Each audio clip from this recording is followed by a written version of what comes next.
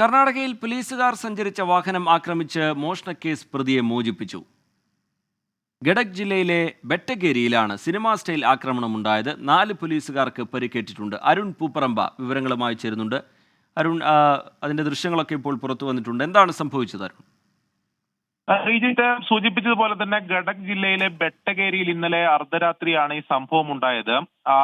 ഈ മോഷണ കേസിലെ പ്രതിയാണ്. ഈ പ്രതിയെ പിടികൂടി ഈ പോലീസ് ഉദ്യോഗസ്ഥർ ഗംഗാവതി പോലീസ് സ്റ്റേഷനിലേക്ക് വരുന്നതിനിടെയാണ് ഈ ആക്രമണം ഉണ്ടായത്. അവിടെ ബെട്ടഗേരിയിലെ ഒരു റെയിൽവേ പാലത്തിന് താഴെ വെച്ചാണ് ഈ അക്രമി സംഘം ഈ പോലീസ് സഞ്ചരിച്ചിരുന്ന ഒരു സ്വകാര്യ വാഹനത്തിലാണ് ഈ പ്രതിയുമായി പോലീസ് സ്റ്റേഷനിലേക്ക് പോയിരുന്നത്. അവിടെ ഈ റെയിൽവേ പാലത്തിന് താഴെ വെച്ച് വാഹനം തടയുകയും ആയുധങ്ങൾ ഉപയോഗിച്ച് പോലീസ് ഉദ്യോഗസ്ഥരെ ആക്രമിക്കുകയും ചെയ്തു. ഇതിനുശേഷമാണ് ഈ മോഷണ കേസിലെ പ്രതിയെ മോചിപ്പിച്ച് ഈ സംഘം കടന്നു കളഞ്ഞത്.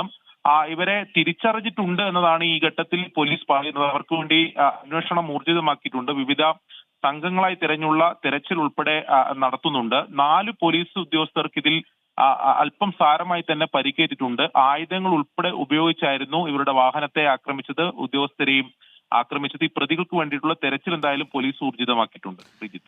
ശരി, സിനിമാ സ്റ്റൈൽ ആക്രമണമാണ് ഉണ്ടായിരിക്കുന്നത്. അതിനുശേഷം മോഷണക്കേസ് പ്രതിയെ മോചിപ്പിക്കുകയായിരുന്നു ഒരു സംഘം. പ്രതികളെക്കുറിച്ച് സൂചനയുണ്ട് എന്നാണ് പോലീസ് വ്യക്തമാക്കുന്നത്.